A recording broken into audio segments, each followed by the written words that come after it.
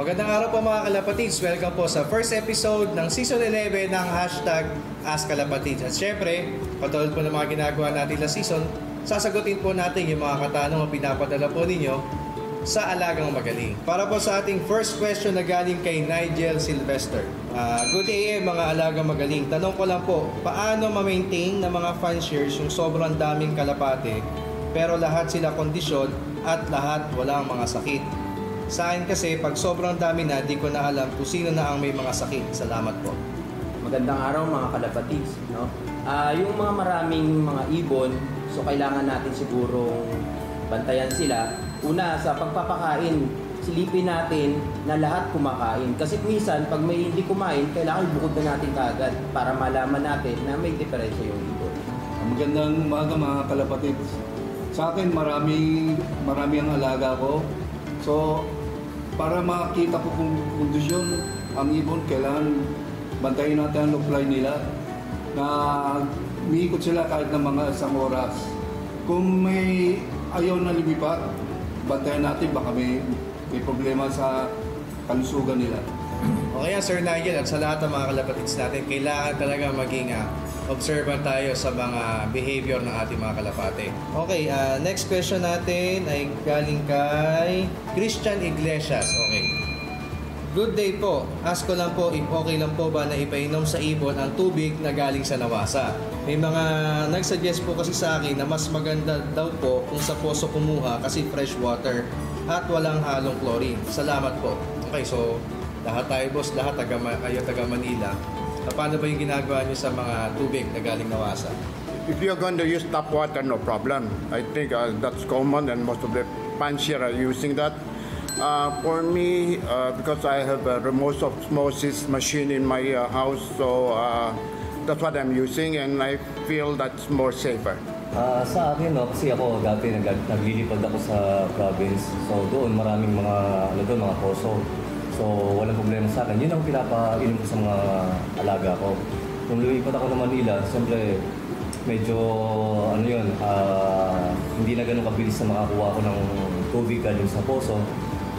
Yung tubig galing sa nawasa, sinasanay ko na lang mga ibon ko na yun ang inumin nila. Kasi habang tumatagal, kung nasanay naman yan, yun na rin, makakasanayan nila.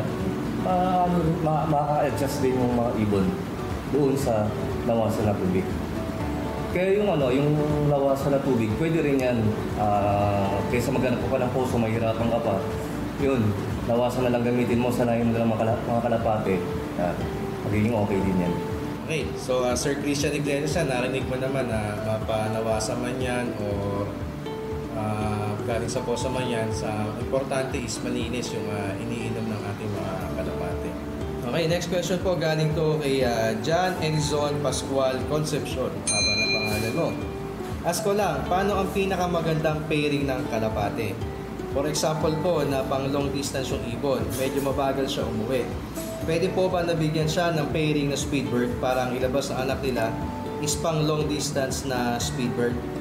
For a long distance bird, normally mabagal sila. But I won't advise you to pair a long distance bird and a short distance bird. For the reason, I always pair birds with the same characteristic. Don't expect na isang long distance bird i-pair sa speed bird, ang lalabas ng long distance with speed. Imposible yun. Dahil pag long distance, you need may timing ang lipad nila. Hindi po kakapusin sila for speed, hindi sila makaabot sa long distance. Yung pag-pairing naman ng kalapate, long distance and long distance, short and short, parang parehas yung kay paring Jimmy na ayaw namin gumawa ng parang i-experiment na mapupunta lang sa wala kasi isang long at isang short parang hindi bagay. So, depende sa kung saan ka kakarera. Kung gusto mo ng norte, gusto mo ng mabilis, short and short middle. Ngayon, kung long ka naman, sa south ko naman kakarera, pwede kang middle long, at saka long. Yun ang pairing na ginagawa namin. A very good example is the short distance runner, mga 100 meter na dash compared to a marathon runner. Hindi naman tumatakbo ng short distance, hindi naman pwede tumakbo ng marathon. The same thing. Kakapusin sila. So that's the same principle. Okay, parang sa huling katanungan po, galing po kay Sir Melgar Lambo. Okay, mga sir, ask ko lang po, paano mapapanatili na nasa kondisyon ang kalapate sa every week na laban? At ang ibon po ba na nasa kondisyon ay light lang tumuka or heavy? Lalo na pag nasa stage na po ito ng race or training. Maraming salamat po. Regarding sa tanong na yan, no, Doc, kailangan talaga, for me kailangan obserbahan mo yung ibon mo. Para sa akin, kailangan malakas kumain ng ibon mo para ma-maintain nila yung healthy body nila. And number one, para ma-maintain yung healthy body nila, haluan nyo ng excellent products. Yan. Kaya actually may karagdagan tanong pa po tayo sa ating mga Big 3 at Flying Aces po. Ito galing kay Sander De Belen. Ask ko lang po, paano po ba na mabibigyang disiplina ang mga racing pigeons? Most kasi nagtatambay sila at ayaw pumasok sa loob. Lalo na po pag race. Tambay po muna for 5 to 10 minutes bago pumasok. Okay, napapansin nyo madalas ang mag-champion because mabilis ang trapping ko. Pag bata pa sila, sisyo pa lang sila, nasa board sila, tinuturuan ko silang pumasok. I started giving him peanuts. So nasa landing board may peanuts and sa loob ng lock may peanuts. So tuwing nag-exercise sila during lock flies, pag pumito ang boy ko, pagbaba nila may some peanuts, konti lang, nasa landing board and may peanuts sa loob. So pag naubos, pasok sila. Nasanay sila every time pag may karera, pag pito namin, baba ka agad, pasok yan kaagad. It's how you manage them, you train them, simula ng sisyo pa lang. Okay, Sander, hindi mo ba alam ang kalapate ay mahilig sa mani? So, sanayin natin sa mani para pag-uwi nila o pagdapo nila, hanapin nila yung mani. Lalo na pag may mani sa loob, papasok ka agad yan. Okay, bago po muna tayo magtapos, gusto ko po muna pasalamatan yung ating mga kalapatis na talagang patuloy na nag-aabang dito sa ating first episode ng Alagang Magaling. At syempre, ito, Boss Nelson, mga boss, gusto ko rin i-congratulate muna. Syempre, itong mga dalawang katabi natin na itong mga first 2 laps at hanggang 3 laps ng PHAs talagang sabi natin nasa atin kabayang mo yan at all. At syempre, Boss Nelson, may mga ibang kalapatids tayo na nag-overall champion din o maganda yung nilalaro dito sa ating North Race. Dahil tatak excellence ginagamit. Yes, dahil po sa tatak excellence po ang kanilang ginagamit sa pagdating sa karera na. Ito, samantalayin ko na rin na gusto ko batiin yung mga fansies natin taga Naga, Legazpi, si Sir Jen Yao, no? Saka binabati ko rin lahat ng fansies ng taga Legazpi and Naga, especially kay Alex De Los Santos, at kay Madam Ana Griselda.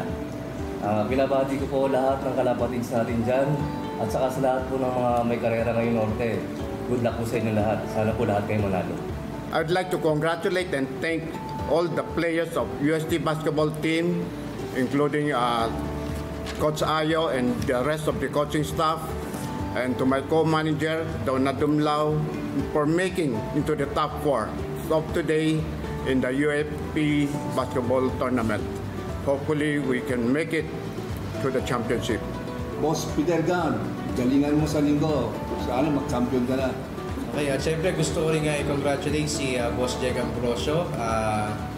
Mapahaga ng performance po niya dito sa North Race. At syempre yung pong ating kalapatids from Cebu na si J. Paglob. So siya po is nag-back-to-back champion ng North Race out South Race ng younger category ng Metro Cebu Racing Pigeon Association. So Boss J. Paglob, maraming salamat po at maraming salamat din po talaga sa pagsuporta sa mga produkto po ng Excellence Rockdown. Maraming salamat po sa ating mga kalapatids na patuloy po na nagpapadala na inyong mga katanungan at syempre sa ating mga Big 3 at Flying Aces sa pagsagot po sa mga napadala niyong tanong. Muli, ito po ang #AskKalapatids!